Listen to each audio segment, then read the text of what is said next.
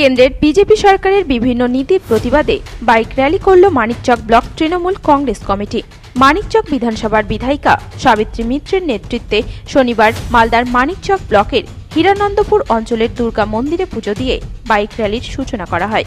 এদিনের কর্মসূচিতে উপস্থিত ছিলেন মানিকচক বিধানসভার বিধায়িকা সাবিত্রী মিত্র, মালদা জেলা তৃণমূল শ্রমিক সংগঠনের জেলা সভাপতি শুভদীপ সান্যাল, সাধারণ সম্পাদক সৌম্যদীপ সরকার, জেলা পরিষদের কর্মাধ্যক্ষ কবিতা মণ্ডল, ব্লক সভাপতি ডক্টর মাহফুজুর রহমান, ব্লক তৃণমূল সহসভাপতি সুনন্দ মজুমদার সহ অন্যান্য তৃণমূল নেতৃত্ব।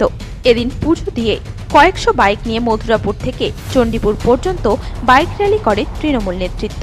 মূলত এদিনের কর্মসূচিতে কেন্দ্র সরকারের বিরুদ্ধে বাংলাকে বঞ্চনা করবার অভিযোগ, 100 দিনের কাজের বকেয়া টাকার দাবি ও বিগত নির্বাচনে মিথ্যে প্রতিশ্রুতি দেওয়ার অভিযোগ তোলে তৃণমূল নেতৃত্ব।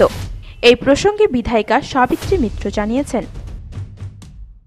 আপনার প্রধানমন্ত্রী এত মিথ্যাবাদী, এত বাজে কথা বলছেন সারা ভারতবর্ষের মানুষের কাছে, যে আমি এই বার্তাগুলো দিচ্ছেন, সেগুলো মানুষ অ্যাকসেপ্ট করছে না।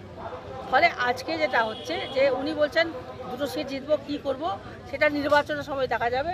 মানুষ যাদেরকে ভোট দিবে আমরা নিশ্চয়ই মাথা পেতে নেব।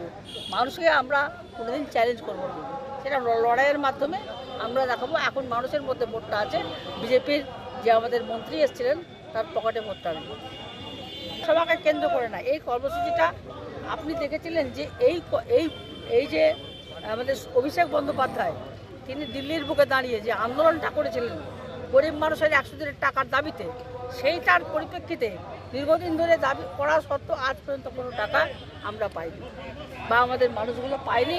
সেই কারণে আজকের এই আন্দোলনটা সংগঠিত আমরা করে সারা আমাদের হরিশ্চন্দ্রপুর থেকে মিছিল বেরিয়ে চাঁচল হয়ে চলে এসে রতুয়া 1, 2 করে একটা জায়গায় নাইট হল আছে পীরগঞ্জে। আমাদের আজকে এখান থেকে আমরা ভুতনি থেকে বেরিয়ে আমাদের এই আন্দোলনটা আমরা নিয়ে যাচ্ছি মিল্কিতে নাইট হল করবো। আবার সকাল থেকে আবার আমাদের বেরোবে। আমরা মানুষের কাছে এই বার্তাটা পৌঁছাচ্ছি, ব্যর্থ প্রধানমন্ত্রীর পদত্যাগ চাই।